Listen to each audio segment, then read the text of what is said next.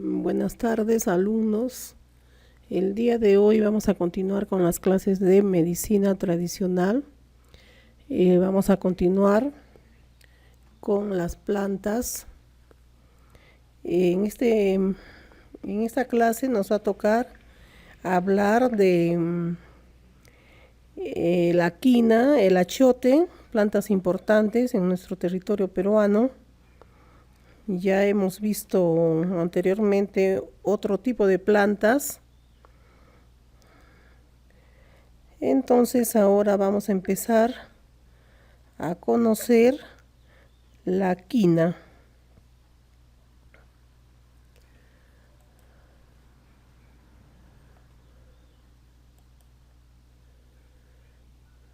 La quina es una planta muy conocida en nuestro territorio peruano. Inclusive tenemos en el escudo la representación del árbol. La quina, su nombre es la Cinchona officinalis. Tiene acción altamente antipirética. Fue usada bastante en los procesos febriles. Vamos a ver adelante. ¿Por qué el nombre? Porque un jesuita la usó en la Condesa de Chinchón. En Ecuador, en Loja, la usó Juan López de Cañizares, que tuvo terciana, que era una enfermedad caracterizada por fiebres persistentes.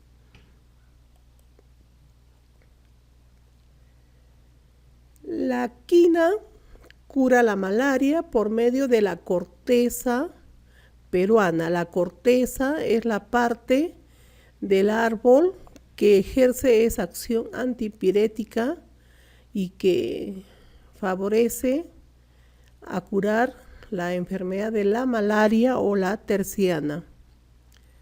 En Roma era la capital del paludismo, rodeada de pantanos.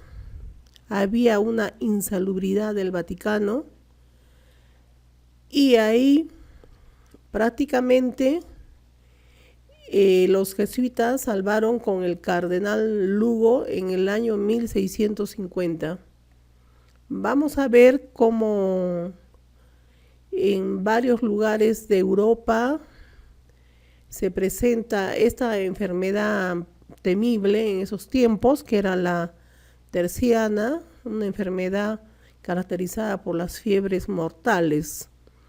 Entonces, la quina tuvo un rol muy importante en ese entonces. Tal es así que el cardenal de Lugo en 1651 publicó en Roma la cédula romana sobre las cualidades de la corteza peruana. También se vio que en Inglaterra hubo epidemia de malaria en 1652. Se dice que John Medford la introdujo, convirtiéndose luego en una epidemia.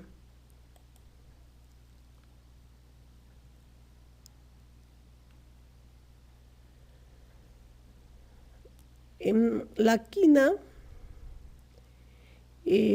prácticamente tuvo que ver con el pensamiento médico del siglo XVII. Tomás Sydenham regresó al principio hipocrático que defendía la observación clínica y la experiencia personal en la curación de los enfermos.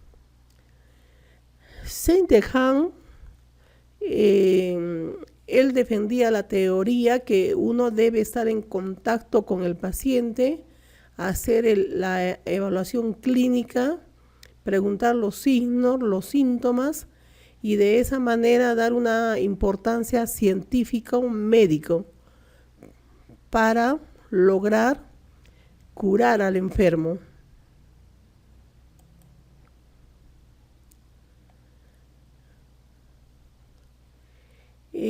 Sidehan estuvo interesado en el estudio de estas observaciones epidémicas y prácticamente hizo un estudio de la epidemiología. Tuvo gran influencia en los médicos londinenses, basado en el experimento de Mr. Vanderburg. Concluyó que la corteza peruana no era efectiva. O sea, ¿por qué? Porque la usaron en este señor Mr. Wonderful y sin embargo murió. Entonces se pensaba que en ese entonces se llegó a la teoría que esta corteza peruana no era efectiva. Pero es que alrededor de la muerte de Mr. Wonderful había otros factores que no se tomaron en cuenta.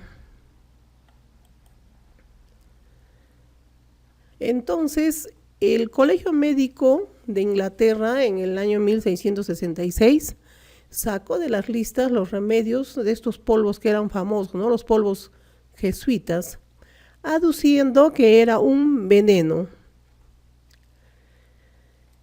¿Quién aparece en ese entonces? Miren, en Inglaterra, en 1666, este polvo de los jesuitas que curaba las fiebres es retirado porque es considerado como un veneno. Sin embargo, aparece Talbot, otros dicen Talbot,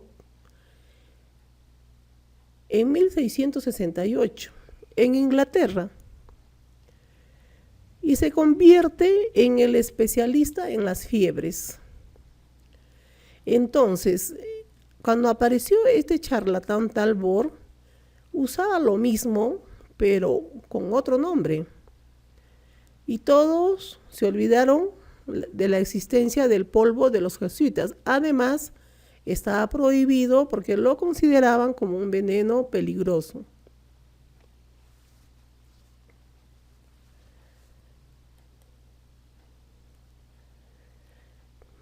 Vemos entonces que Sidehan siguió experimentando porque él se abocó a los principios hipocráticos de la medicina científica, a la estrecha relación clínica con el paciente y al estudio de la, como hemos dicho, de la epidemiología.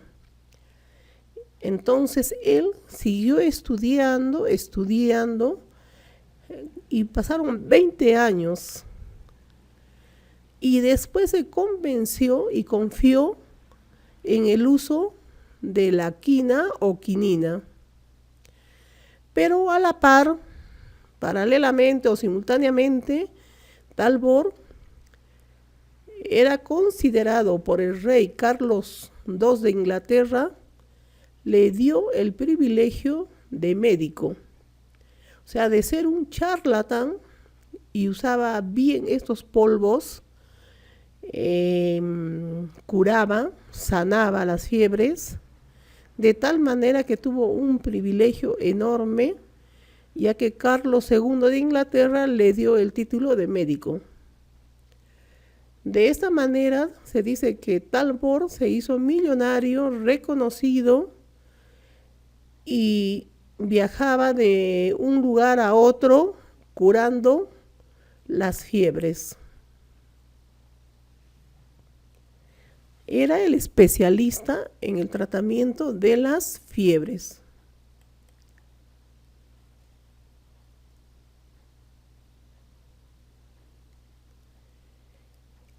Luis XIV convenció a Talbot de entregar ese secreto. Era su secreto. Por coronas de oro, por una pensión vitalicia. Tenía un reconocimiento grande y prácticamente le daban a cambio de revelar el secreto coronas de oro y una pensión vitalicia, además de ser tener el privilegio de ser médico. Entonces Talbot hizo el trato que después de su muerte se publicara El maravilloso secreto de Talbot. Él muere en el año 1682. Y estos polvos, o este medicamento secreto que usaba Talbot y que fue revelado posteriormente, era los polvos de los jesuitas, que como les dije, en Inglaterra se prohibió su uso porque se pensaba que era un veneno. Y quien lo usaba de otra manera era Talbot. ¿Y qué eran estos? ¿Qué eran los polvos de los jesuitas? Eran los polvos de la quina o de la quinquina. También se le decía quina, quinina, quinquina.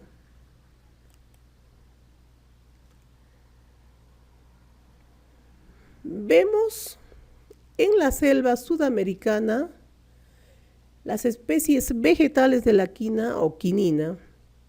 Vamos a ver y vamos a encontrar con estos nombres como son la Cinchona officiali, Cinchona calizaya, Cosmibuena grandiflora, Esostema corimbosum y Arcitophilium. Son los nombres más conocidos en la selva sudamericana o especies de la quina.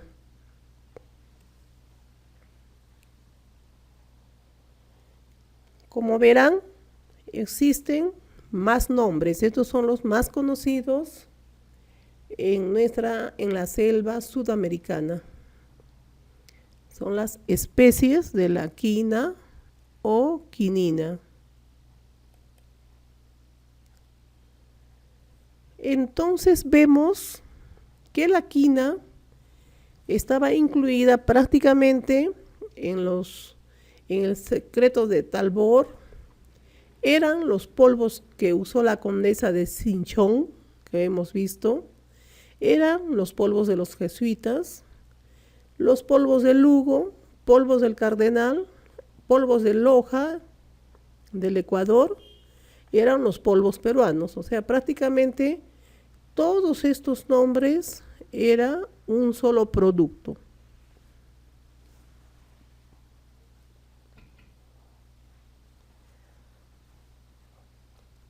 ¿Y cuál era su objetivo o su fin al usar la quina?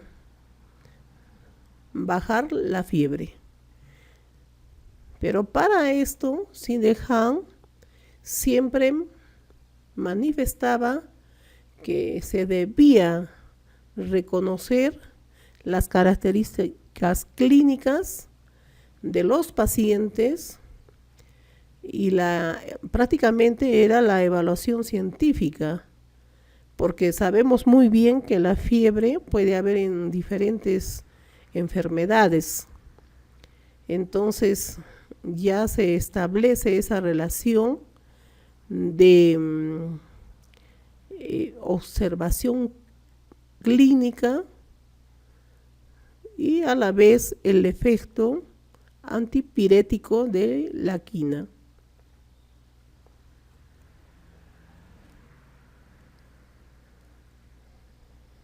Entonces acá algunos modelos de las formas del uso de la quinina, de la quina.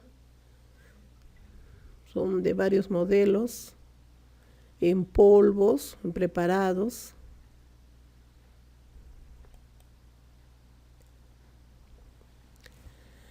También se le decía la corteza de las calenturas, la cascarilla, bastante conocida como la corteza peruana,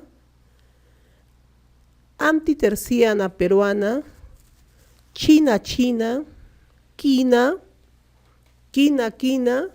y quinquina.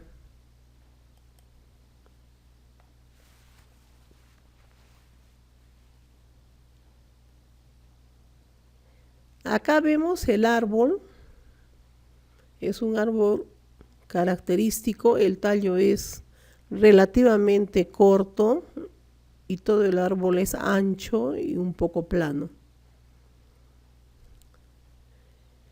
El árbol se llamaba Yarachuchu Carachuchu. Chuchu de fiebre y escalofríos, y Yara, que significa árbol, cara, corteza.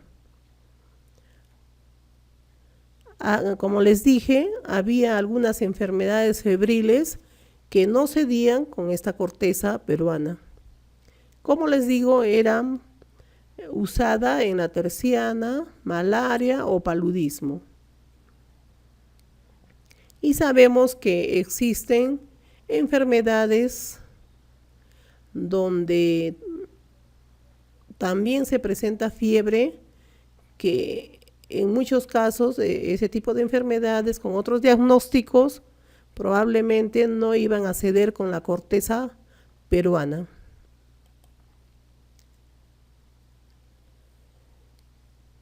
Con el conocimiento de la quina, que era prácticamente de la corteza peruana, y su gran valor contra la fiebre, los españoles la comercializaron y formaron el Cabildo de la Quina.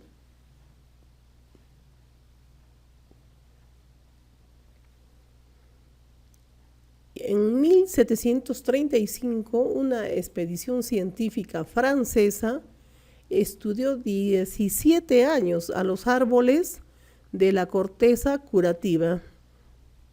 Imagínense la importancia y sobre todo la perseverancia, ¿no? Solamente en 1936, imagínense, en el 1936 se publicó parte de esos estudios.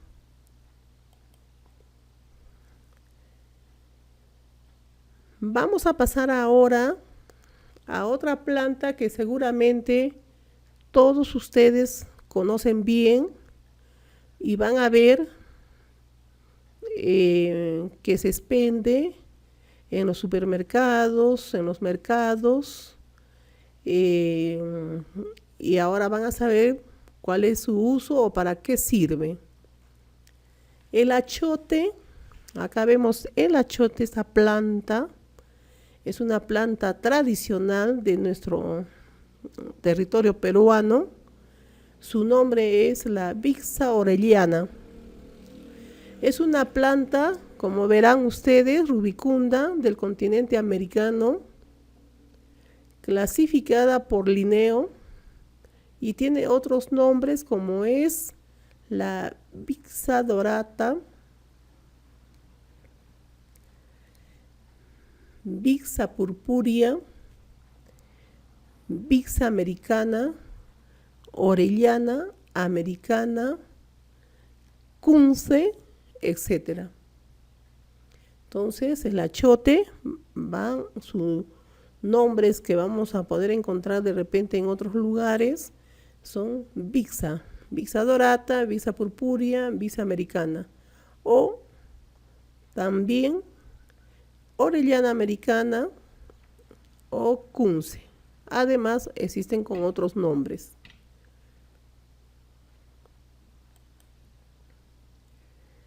Acá vemos abierta una planta y con el contenido de las semillas de color rojo. Bixa es el nombre indígena que los españoles encontraron. Orellana viene de Compinche de Pizarro, que descubrió el Amazonas. Bixio es igual a cárdeno, que es rojizo, amorotado. Envijarse es pintarse la piel de rojo con la vija. O sea, este achote o bixa o vija da un color en la piel rojo, y a ese procedimiento se le llama jarce. En México es conocido como náhuatl de achiote.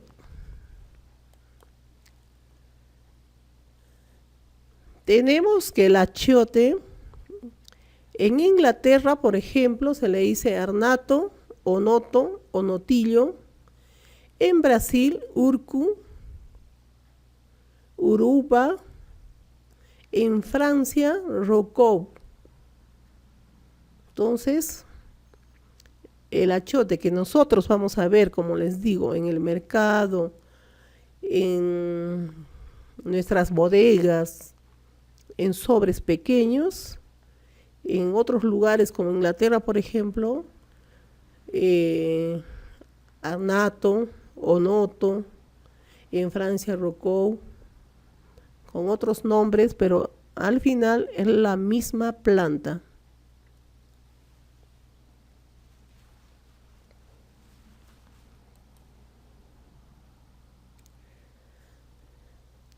Acá tenemos un conjunto que se ha reunido de varios frutos y los indígenas americanos le dicen cubuj, mantur, ochambú, poxotí, guanturú, atase.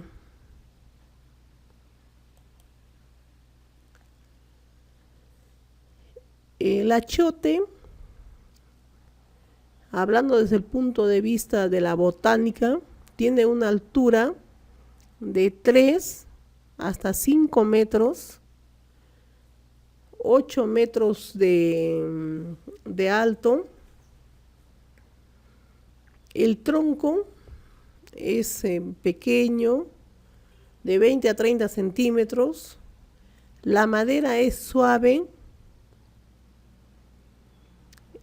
poco durable. La savia es anaranjada. Las hojas son corazonadas de 10 a 20 centímetros, son grandes. Miren el árbol, es un árbol bonito y rodeado del achiote de un color rojizo. Realmente es bonito el árbol.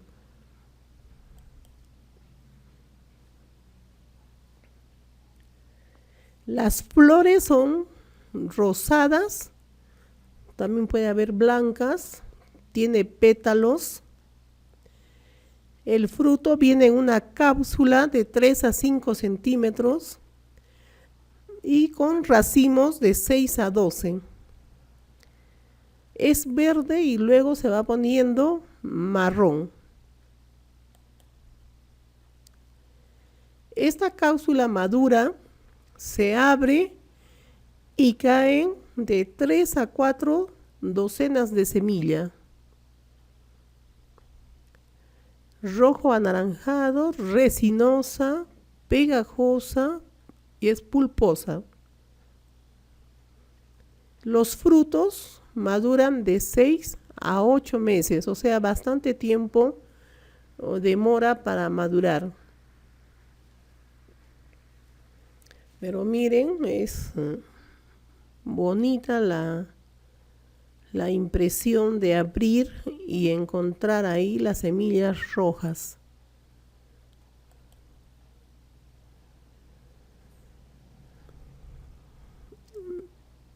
El origen e historia del achiote es una planta de América tropical.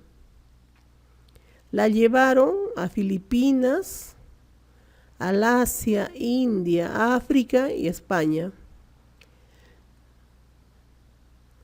Los españoles de Colón la usaban con fines cosméticos, fines rituales, fines bélicos, religiosos y fines mágicos.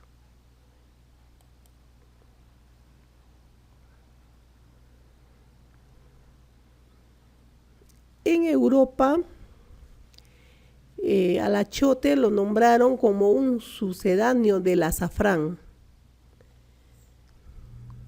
Es un colorante de alimentos, colorante de productos lácteos, licores, queso, mantequilla, jamones, embutidos, todo lo que es rubicundo. Su uso es prácticamente semejante a la otra semilla o colorante que es la cochinilla.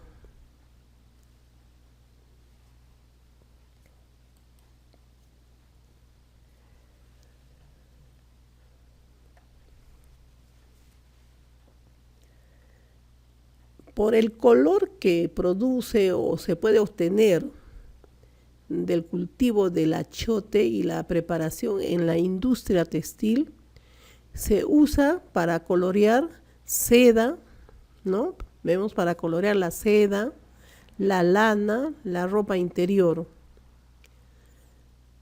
En 1884 apareció en la industria alemana las anilinas.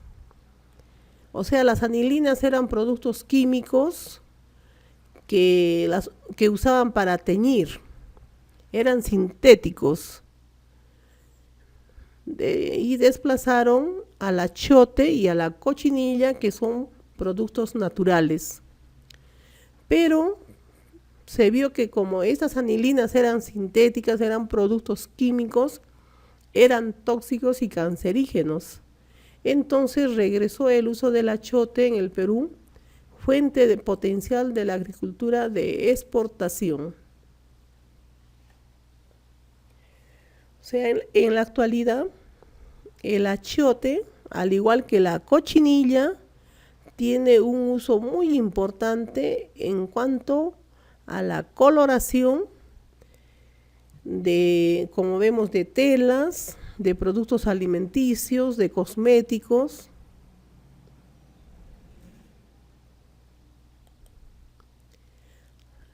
Hasta ahí quedamos el día de hoy. Hemos visto la importancia de la quina, hemos visto la importancia de su uso en la fiebre, la importancia también de la relación del médico con el paciente, de ver la clínica del paciente. La quina no va a curar todas las fiebres, es importantísimo. La quina tiene varios nombres.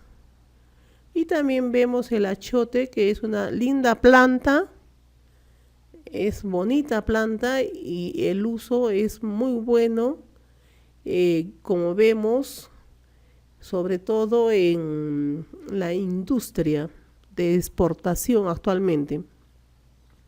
Es un colorante natural. En las próximas clases vamos a ver todavía un poco más de achote. El día de hoy quedamos aquí. Hasta la próxima.